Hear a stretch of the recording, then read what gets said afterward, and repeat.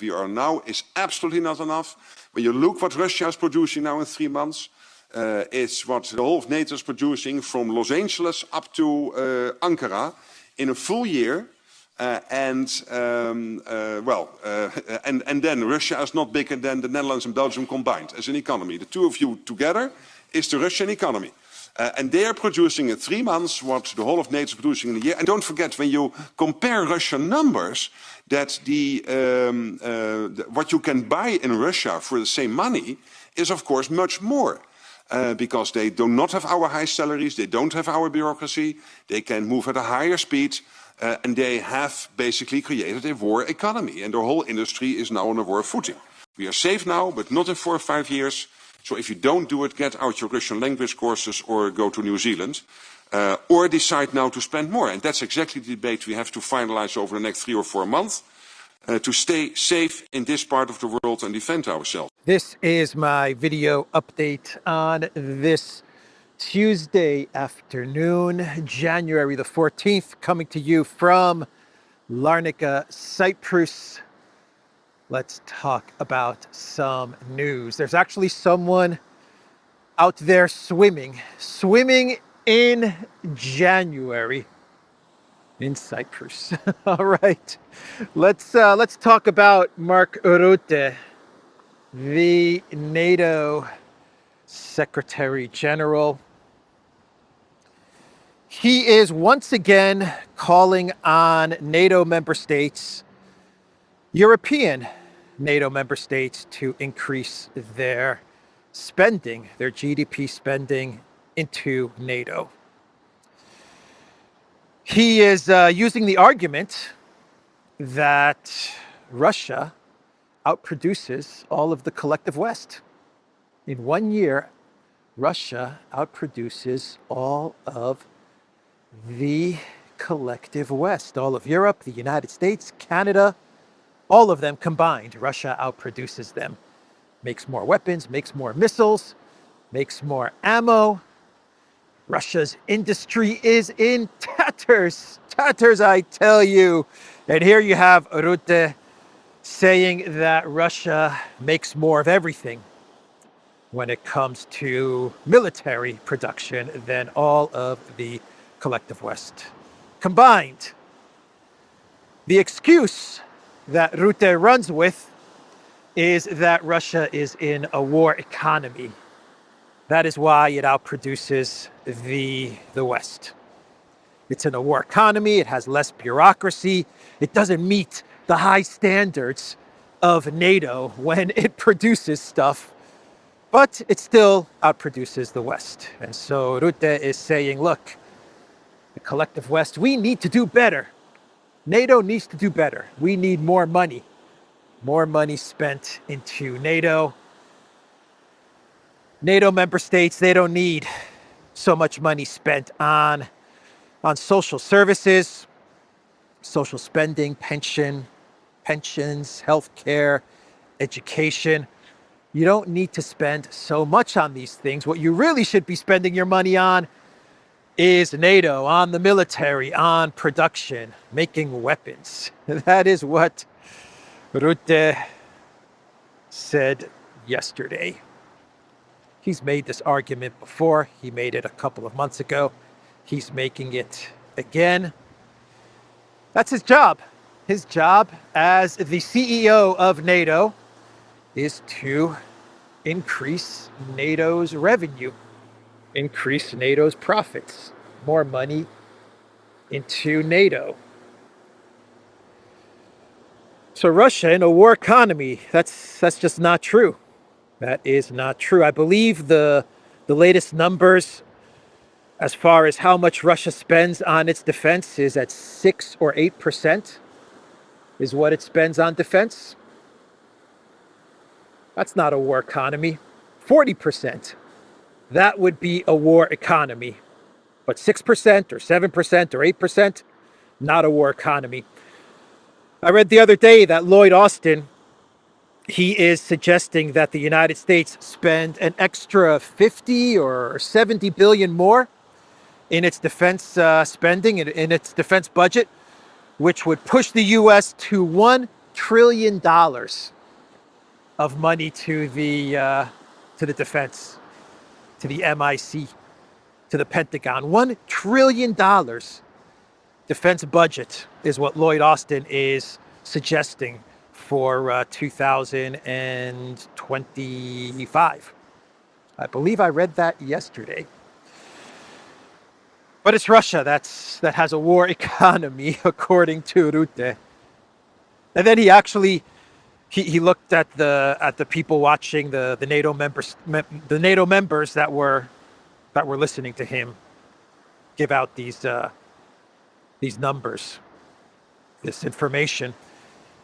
And he said the Netherlands and some other country, I forgot which country, but he looked out into the audience and he said, you two guys, you two countries together, the Netherlands and someone else, together you have a bigger economy than Russia.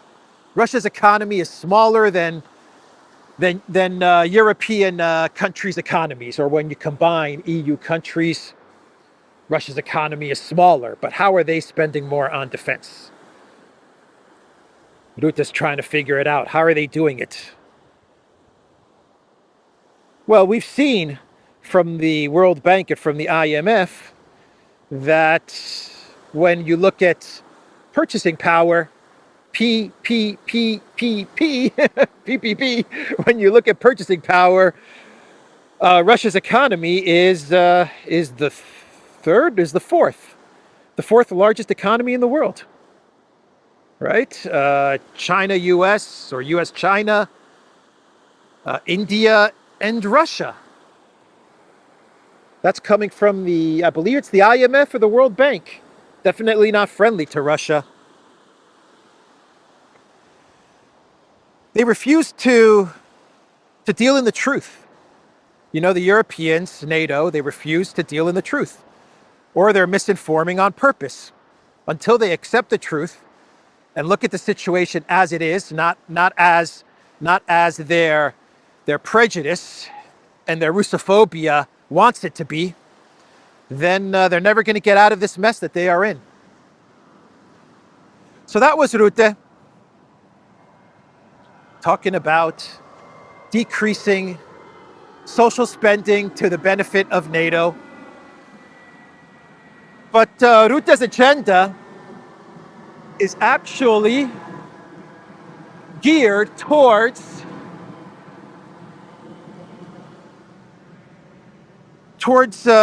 getting money to the US military-industrial complex.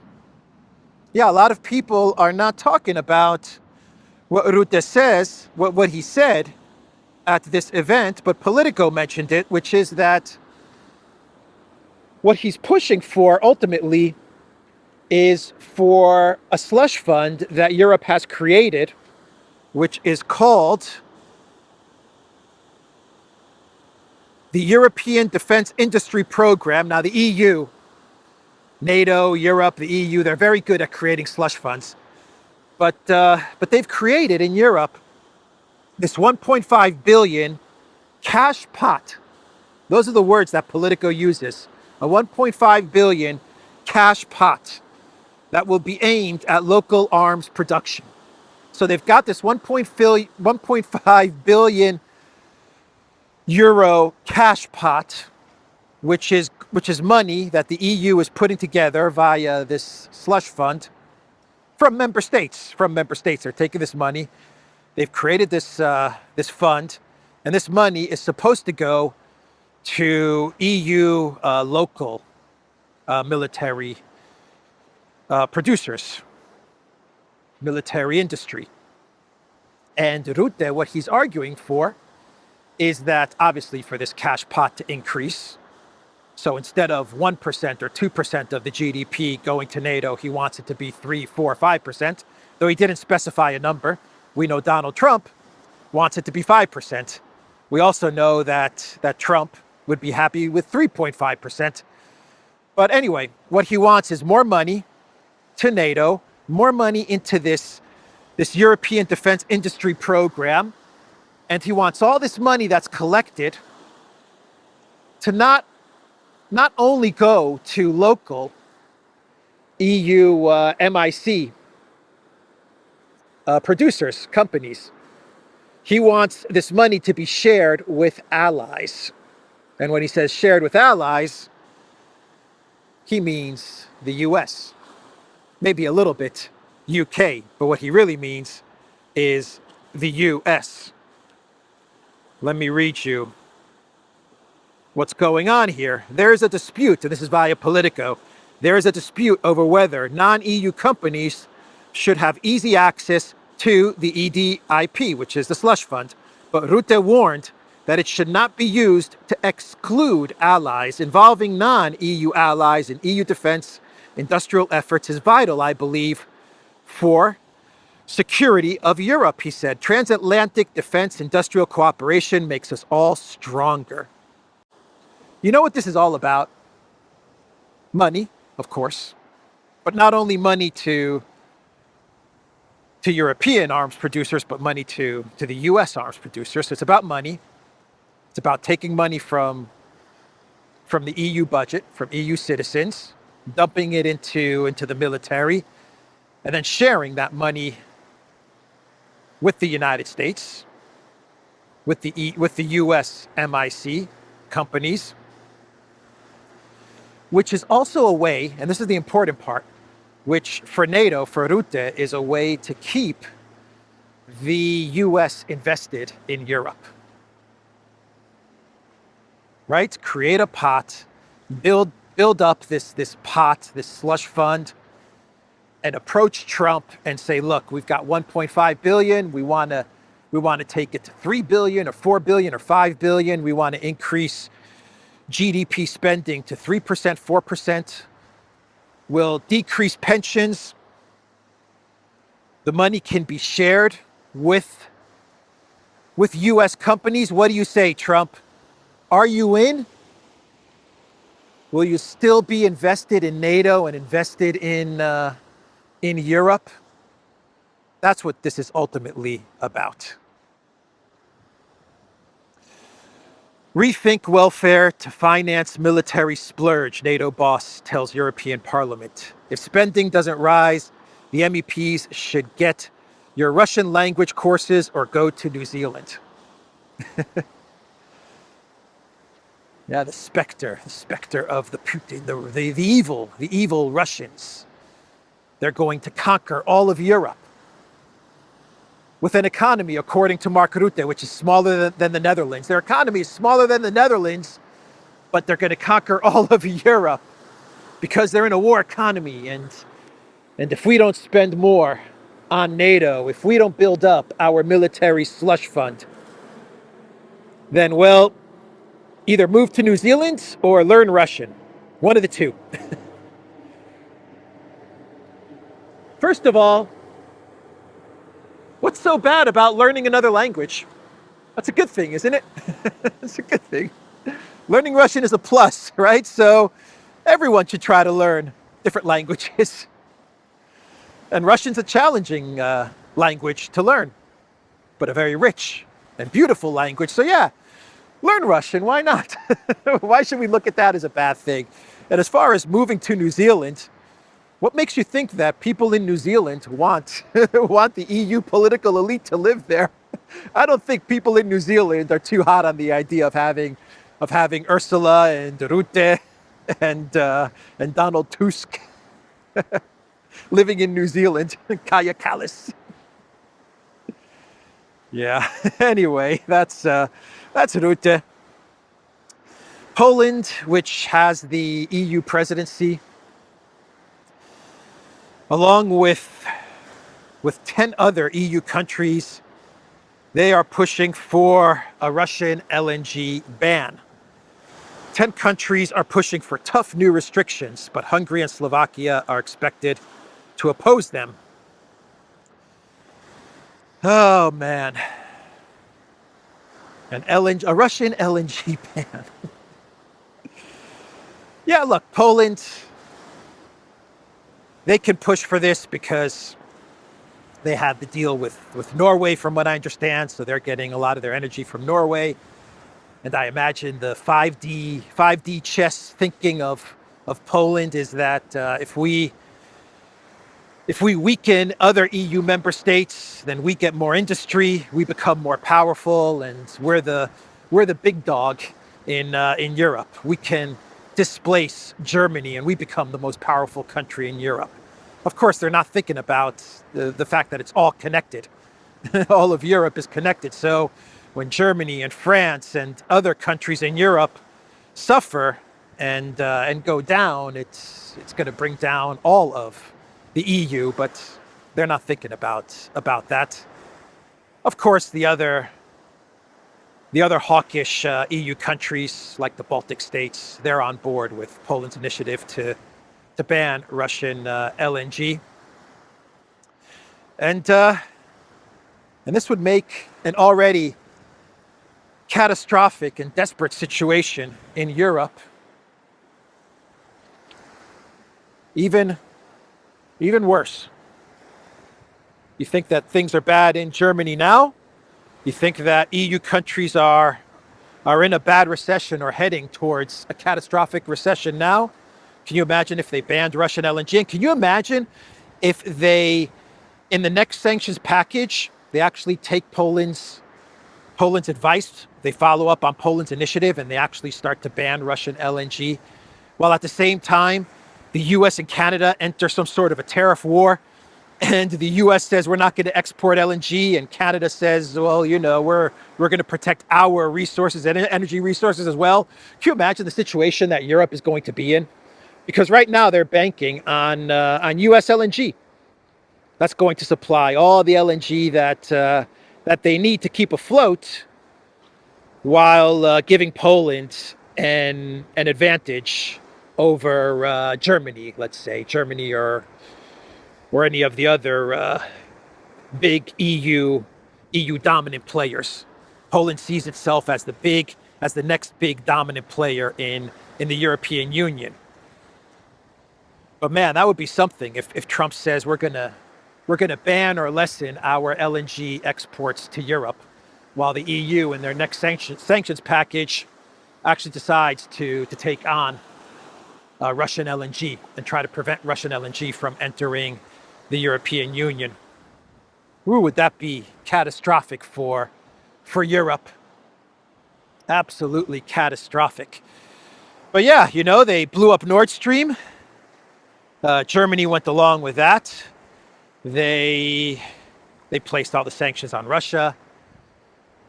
They all went along with cutting the transit from Ukraine of Russian gas to Europe as well. Why not ban LNG? Why not? Why not just do it? Amazing. There's some sort of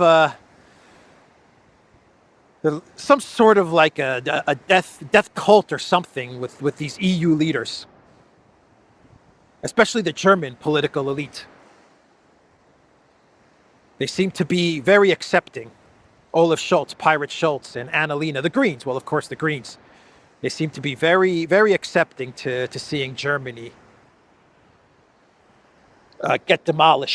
be demolished from all of these actions. They welcome it. The Greens absolutely welcome it. Olaf Scholz, well, he's just weak.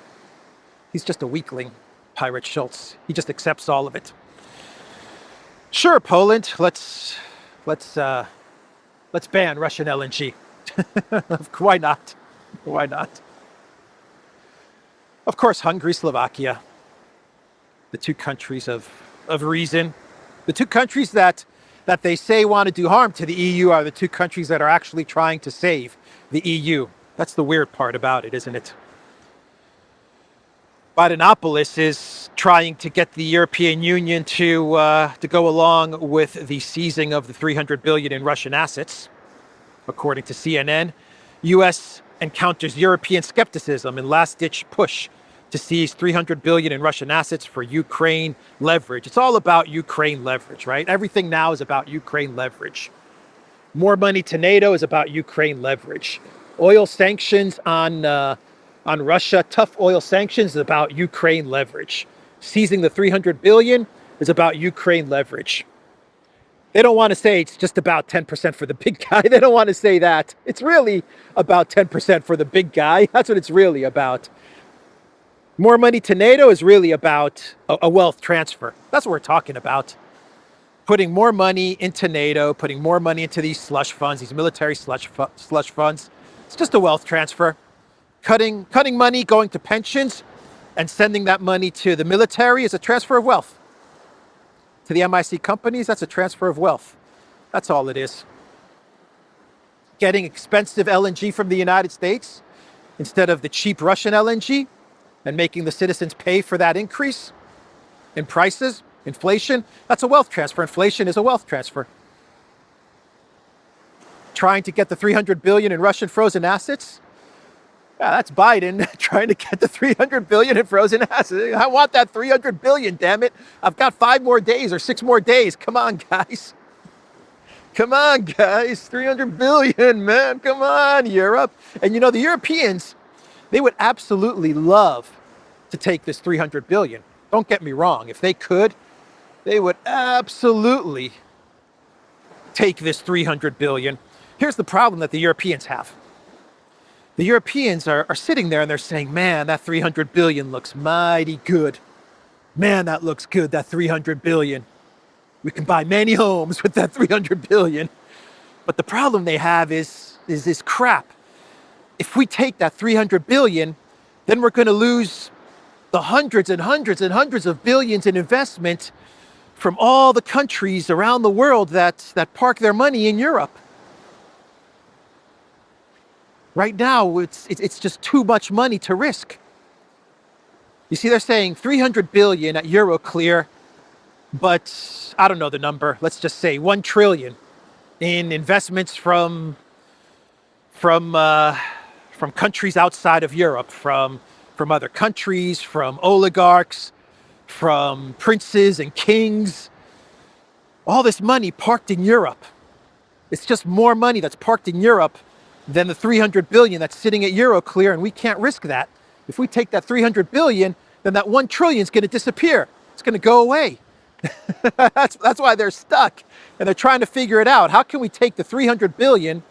How can we go along with Biden and take the 300 billion without jeopardizing all the investments and all the money that's in Europe? How do we do this? For the US, they're not at risk. They don't care. Biden doesn't care. The 300 billion, 10% for the big guy. The US isn't at risk. We're not holding the 300 billion. That's Europe that's holding the 300 billion. We just want our cut. That's it. Anyway, the Europeans might actually take that 300 billion. Who knows? They might actually do it in the next 5 days. I would not be surprised if that happens. So Bloomberg put out an article with the title, Europe Grows More Optimistic.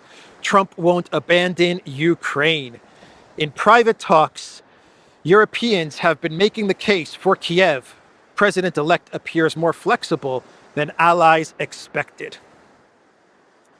Yeah, so this article is all about keeping the US invested in Europe, in NATO, in the EU. Whenever they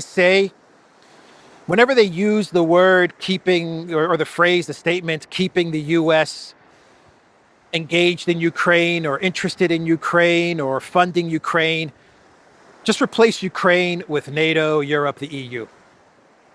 That's what they really mean. Their ultimate goal is to make sure that the US does not leave them, the Europeans.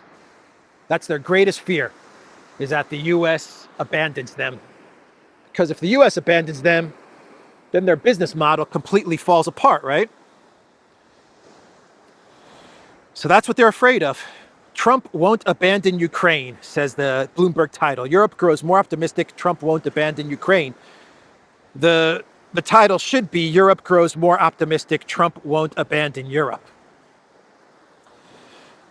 So Bloomberg says that Trump has expressed interest in overseeing a self-styled deal of the century when it comes to Ukraine. According to people familiar with the conversations, he also expressed criticism of Putin's conduct. they said, even as he seeks to open a channel of communications to the Russian leader. Still, the president-elect gave the impression that he wasn't strongly invested in Ukraine's destiny or didn't recognize a strategic significance of the war to U.S. interests, the people said. Yeah, that's their fear, is that Trump is not so interested in Europe. They say that their fear is that Trump is not interested in Ukraine. What they really mean is that Trump is not interested in Europe. That's their fear. Trump is not interested in Europe, which means we're not going to get money from the United States pouring into Europe, which means that we're screwed. But they are optimistic, according to these Bloomberg sources, that Trump is going to put together a deal of a century that will keep the U.S. invested in Europe and deal with Russia. And deal with Russia, right? A deal of a century. I don't know. I wouldn't be too hopeful for that if I was these EU officials in Bloomberg. The Trump officials appeared to be receptive to two arguments. Okay, so the two arguments that European officials are making to the Trump team to stay invested in Ukraine and to stay invested in Europe. This is what Bloomberg is saying are the two arguments. The Trump officials appeared to be receptive to two arguments. The Europeans said that the U.S. leader would risk humiliation comparable to President Joe Biden's chaotic withdrawal from Afghanistan if he pulled the plug on Kyiv, and that allowing Russia to achieve such a victory would only embolden China to consider more aggressive moves. Those are the arguments that they're making to Trump, which is nonsense, ridiculous. He doesn't have to worry about an Afghanistan humiliation because Trump could just come out and say, Ukraine wasn't my war. So he can walk away from Ukraine. It wasn't my war, that was Biden's war, so it's Biden's humiliation. That's point number one. And the whole China, emboldening China to be more aggressive towards who? Towards what? Towards Taiwan? Taiwan is a part of China. That's recognized by the United States government. The US State Department recognizes Taiwan as a part of China. So I don't know what they're talking about by saying China is going to be more aggressive or embolden China. I don't get that argument. But they sent Meloni, according to Bloomberg, Meloni, when she was at Mar-a-Lago last week, the purpose of her trip to Mar-a-Lago was that she was so she could sweet talk Trump, sweet talk Musk into keeping invested in Ukraine and keeping invested in Europe. The only way to force Russia to sit down for talks is to build a difficult situation for them, Meloni said last week after her meeting with Trump and his allies. Trump has the ability to use both diplomacy and deterrence, she added, and I expect this will happen this time too. So that's why Meloni was in Mar-a-Lago. She wants to make sure, she wants to convince Trump that the best way forward is to stay invested in Ukraine and stay invested in Europe. When it comes to finding a solution, there is an acknowledgement that any deal will have to involve security guarantees for Kyiv in some form, they said. That would inevitably lead to a fraught debate on whether to commit U.S. troops if Ukraine were to be attacked after a ceasefire, an important element to secure European support, according to people familiar with discussions. There it is. That's the key paragraph. That's the key sentence. The key debate is about U.S. troops in Ukraine. If there's a ceasefire, that's the ultimate ask. That's what they really want, U.S. troops committed to Ukraine. Because U.S. troops in Ukraine means U.S. commitment to Europe. And U.S. commitment to Europe means U.S. money pouring into Europe. That's ultimately what they want. They want to create the conditions where the U.S., where Trump agrees to troops, to American boots on the ground in Ukraine. That's what all of this is about, keeping the U.S. in Europe, in Ukraine. Keep the money flowing. All right, let's talk about some more updates. How am I doing on time? I'm doing all right. on time. Pistorius was, okay, we've come to the end. Now the airport begins. All right, let's walk back. Pistorius, the defense minister of Germany, he visited Kyiv. Another surprise visit. After he got permission from the Kremlin, he took the train from Poland to Kyiv. All these officials that go to Kyiv, all these European political elites that travel to Kyiv, they're just there to deliver messages, to deliver documents, strategies, I don't know.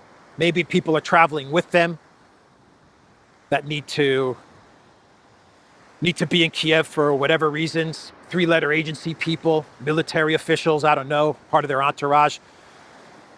But they go there because they need to get information to Kyiv, to the military, to the SBU, to the secret services, and they don't feel comfortable with using communication lines, video or phone or anything like that.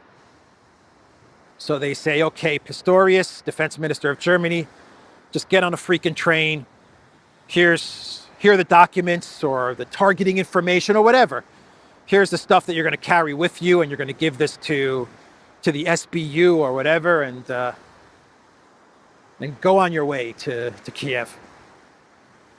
That's why they're always going back and forth. Every couple of days, it's a new European official that travels to Kyiv. They're taking information, they're taking documents, they're taking people back and forth. Who knows? Money, I don't know. But they're moving stuff in and out of Ukraine, and they're doing things that they don't feel safe or secure enough to do over video or other communication lines, because the Russians may be listening in. Anyway, Pistorius in Kyiv. Chasov Yar is going to fall soon. Toretsk has already effectively been captured by Russia. That's big news. Notice how the collective West media is not really talking about it. Chasov Yar is going to fall very soon as well. From Big Surge, Chasov Yar is falling in real time. Velika Novosilka is loading. Kursk salient continues to cave in, and Russian forces moved further west around Pokrovsk.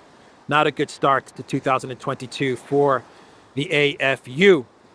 And we are getting news that in Pokrovsk, Ukraine has abandoned the last coke coal mine, which is going to be a big hit for Ukraine's steel industry. So the coke coal mine has been abandoned. Podolyak, not the coke mine, not the coke mine. Mr. President, it's not that kind of coke. I don't care, Podolyak. I don't care. I said one thing needs to be protected. Only one thing, and that is the coke mine. And now we lose coke mine. Fire Sirski, Podolyak, fire Sirski. Keir Starmer, he will be in Kyiv very soon. Keir Starmer, the most boring man in politics. A man that is undergoing an Elon Musk regime change. He's being regime changed, man. Keir Starmer is being freaking regime changed right before our eyes. My, how the tables have turned. So what do you do if you're about to be regime changed? What do? You go to Kyiv. That's what you do, man. Carry whatever documents and cash, and I don't know what else he's going to carry with him. Whatever secret information he's going to carry with him, deliver it to whatever people he needs to get it to in Kyiv, and get another good dose of the Zelensky curse. Right? If you're Keir Starmer, you might as well get regime changed in style. Right? Shake Zelensky's hand, hug Zelensky, Because you see, Keir Starmer, this is going to be his first trip to Kyiv. Keir Starmer, he's gotten a dose of the Zelensky curse, but it was Zelensky traveling to London. So he got a dose of the Zelensky curse, but it wasn't a powerful dose. To really get a powerful dose of the Zelensky curse, to get a really good whiff of Zelensky number 5, you have to go to the source, to the source of it. So yeah, he's going to go to Kyiv. He's going to get a big old hug from Zelensky. He's going to get a big whiff of that Zelensky number 5. It is absolutely intoxicating, Zelensky number 5. And when he returns to London, to 10 Downing Street, the regime change, the Zelensky curse of Starmer will have been completed. So Starmer, he also put out a statement the other day that the UK, as it's going through an economic collapse because of all the money they have given to Project Ukraine, which is one of the big reasons they're having this collapse, is all of the freaking money that has gone to Project Ukraine, which has created a huge hole in the UK's budget. And they never say what that hole is about. Why do we have such a hole in the UK budget? I don't know. Why do we have such a hole in the UK budget? Could it be all the money that we've been sending to Project Ukraine that has gone missing and has not been audited? No, that can't be it.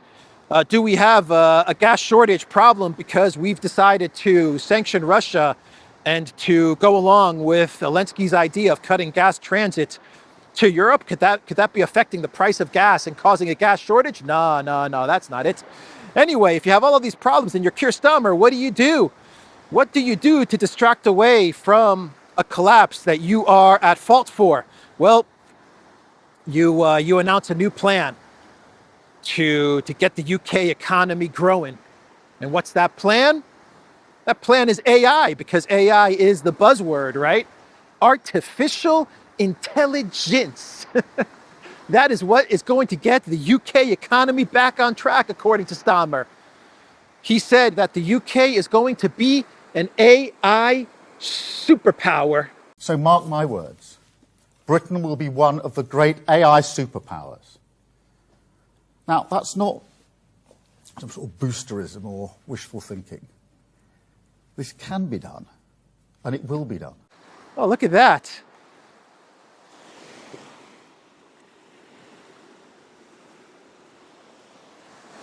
It's a church, right? All right, so that's what Starmer said. Cool. Well done. And Bloomberg is reporting that TikTok might be going to Elon Musk. So not at the end of the month, on the 19th, of January, from what I understand, TikTok's operations need to stop in the United States. That was the order of Biden, the order of the courts. So the courts are looking this order for a U.S. ban on TikTok's operations. And if the courts do not overturn this order for TikTok to be shut down by the 19th of January, then it's over. Then it's over for TikTok. And one of the solutions that TikTok's management is discussing is the sale of TikTok's U.S. operations to X and Musk. China discusses sale of TikTok US to Musk as one possible option. BitDance's preferred strategy is to fight the ban, people say, but Trump has said he would like to delay the ban to seek a resolution. So we'll see what the courts decide on the 19th. What did I say a couple of weeks ago? Musk and X, they're gonna swallow up Truth Social. And who knows, maybe they even swallow up TikTok. But there's another app that is getting a lot of downloads. I don't know this app. It's another Chinese app, which is being downloaded.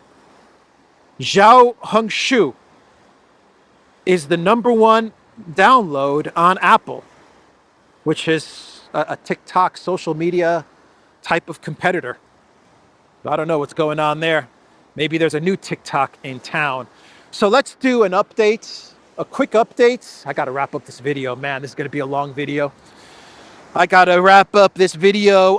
Yesterday I talked about the protests in Serbia, and I said that I'm not in Belgrade, so I don't know what's really going on, but it looks like, because you don't see much of an EU presence, it looks like these are legit protests. Well, I got a lot of pushback from people in Belgrade who say that that's not the case. What really is going on is a regime change, a color revolution to get rid of Vučić and to get a government in place that is more friendly to the European Union and to the collective West and willing to go against Russia and to place sanctions on Russia. And the whole incident, the tragedy about the canopy that collapsed in Novi Sad, leading to the death of 15 people, the narrative that the Serbian government has not done anything or gone after those who had a part in this tragedy is wrong. According to the messages that I received from people in Serbia, the Vučić government, actually, you had 2 or 3 ministers resign when this catastrophe happened in his government. You had the government actually publish thousands of pages of the investigation online, so it was very transparent, the investigation that was going on into this canopy collapse. And about a week ago, charges were actually brought against some of the people who had some sort of responsibility with the construction of this canopy, of this collapsing canopy at this train station. So the government has been doing many things to try and bring those who they see, who the public sees as responsible in one way or another, either directly or indirectly, to this catastrophe. They've done many things to bring them to justice. So it does look like these protests may have been hijacked or are being hijacked by the globalists looking to overthrow the Vučić government, remove the current government so they can get a government in Serbia in place that will be hostile to Russia. And even Lavrov commented about this. He said in a statement that Serbia is absolutely under attack. Look at the oil sanctions, which specifically target the Serbian oil company, I believe it's energy company called NIS, which is in big trouble now because of the oil sanctions. So they're trying to weaken the Serbian economy with these sanctions. So the timing of all of this kind of makes sense. It kind of makes sense. And one viewer actually sent me a message and said that the student organization, that was the NGOs that were organizing much of these protests in Belgrade, that they understood that if any EU flags were brought to the protests, then that would be a dead giveaway that this was some sort of regime change, and they want to hide the fact that a regime change is taking place. This is the pushback that I got from my video update yesterday. If you agree, great. If you don't agree, then put it in the comments down below, and we can openly discuss what is happening in Serbia, because something is happening, man. Something is happening in Serbia, and you know, Serbia's so close. They're so close to getting through the difficulties that the collective West has been putting on them, the attacks that the collective West has been launching against Serbia. They're very close. They're very close to getting through all of it. You see what's happening with NATO. You see what's happening with the European Union. Russia's advancing. Russia's winning. Serbia's very close to getting through the storm. It would be a shame if something derails that. Anyway, let's do some clown worlds. And, oh my God. And we will wrap up this video. Oh boy, Zelensky's salary published by his government says he is earning 336,000 hryvnias a year, or $7,900. Do you guys believe that? Do you guys believe that that is what he is earning? I don't think so, but that's what his office is publishing. What else? Biden said that America's foreign policy is winning.